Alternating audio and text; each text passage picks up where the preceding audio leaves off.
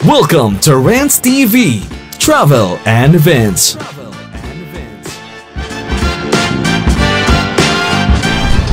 Hi guys, welcome back to my channel. Nandito po tayo ngayon sa ongoing construction ng SM Harrison dito po sa Adriatico Street, Malate, Manila. At ayan na po sa harapan natin. Grabe, ang bilis guys. At nandito po tayo nag-update 5 months ago at ito na po ang progress niya. Ito po yung update natin today, June 27, 2025. Nasa second floor na po ang SM Harrison. Napakabilis lang po guys, no? Ikutin po natin tong buong development dito sa area. Sa kabilang side po ay Mabini Street doon. At yan po ang kahabaan ng Adriatico Street. Ito po yung kahabaan ng Adriatico Street. Yan po ang Philippine Sports Commission.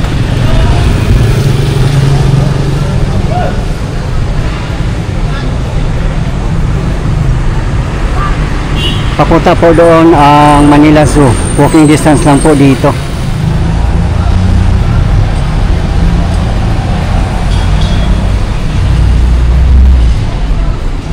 Sobrang laki po ng development dito ng SM Prime Holdings.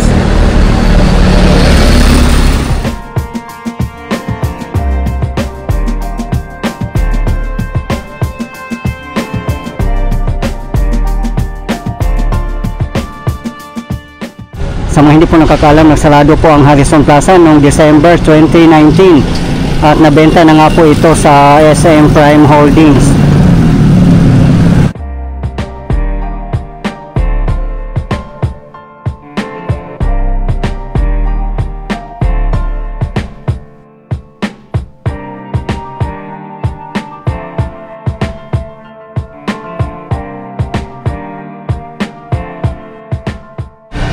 Harrison Plaza opened in 1976 and was the first modern shopping mall in the Philippines after the opening of Ali Mall.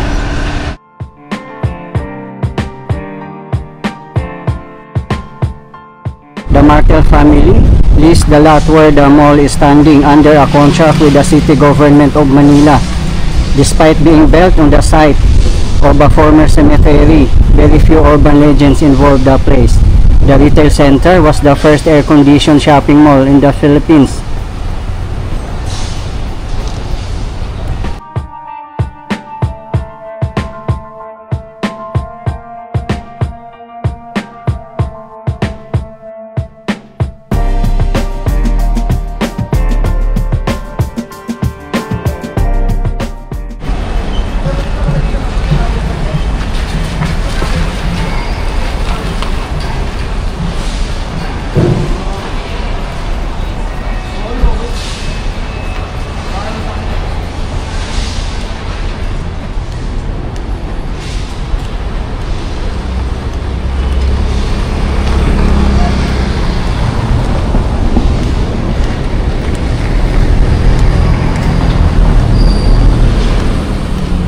Ayan lang po ang Century Park Hotel. Magkatapat lang po sila sa ongoing construction ng SM Harrison. Dito naman na side ay nasa third level na po ang construction nila, as you can see.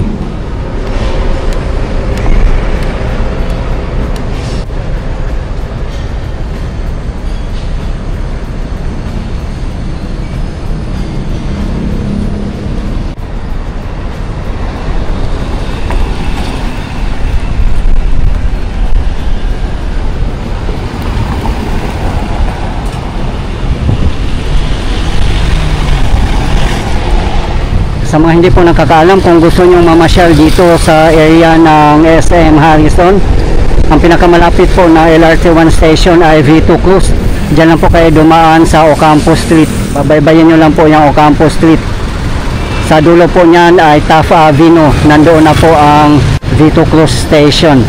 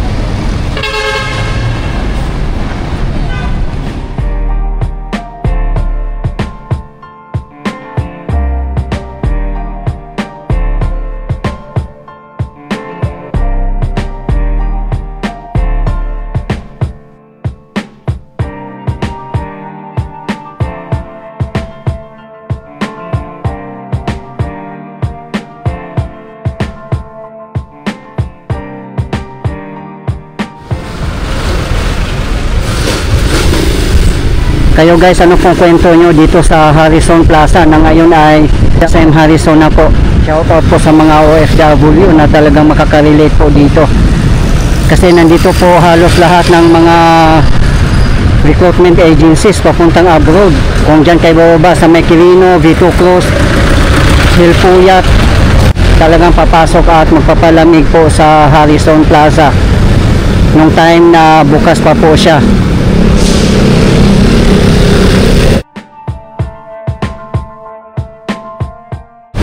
Dito na po tayo sa kahabaan ng Mabini Street. Dito po sa side natin ang Central Bank of the Philippines.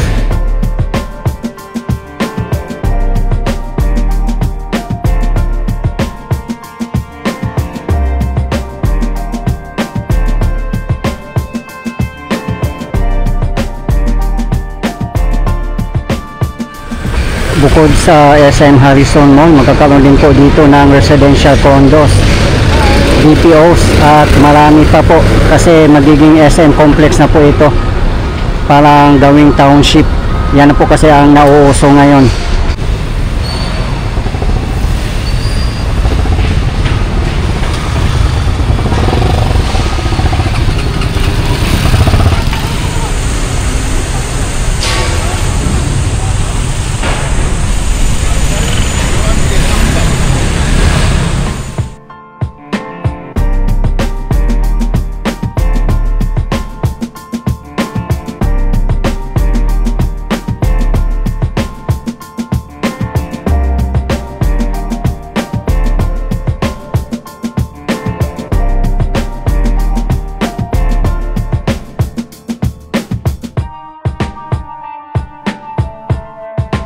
Dito na po tayo sa bandang dulo ng SM Harrison Construction. Grabe, pag SM talaga ang gumawa, panalo, ang bilis. Dito nyo guys, dito na area ay nasa 3rd floor na po sila.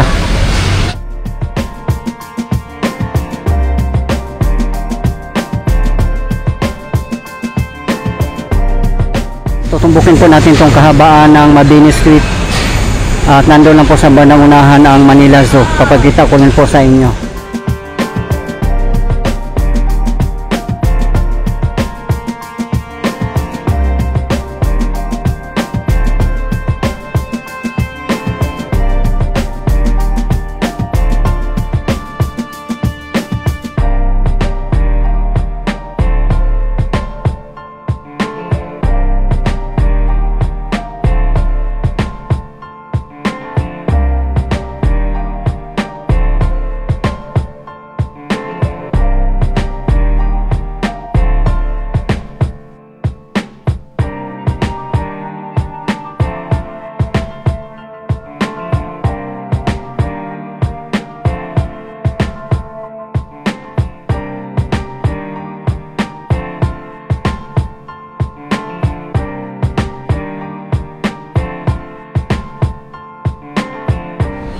Ayan po ang Central Bank of the Philippines.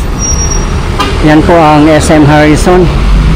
At ito naman po ang Manila Zoo.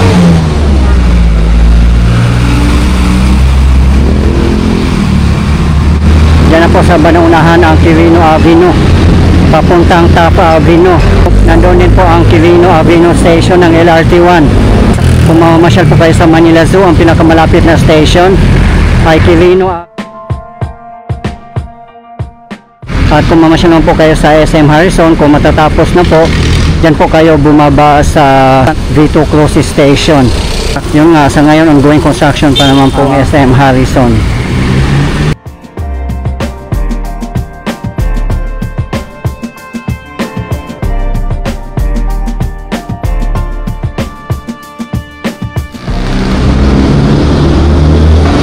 Yan na po ang hospital ng Maynila.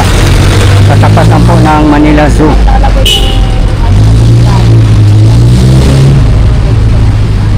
Dito na po tayo sa intersection ng Mabini and Quirino Avenue. Diyan po sa banaunahan ang Rojas Boulevard. Ayan po ang Quirino Avenue sa tapat natin.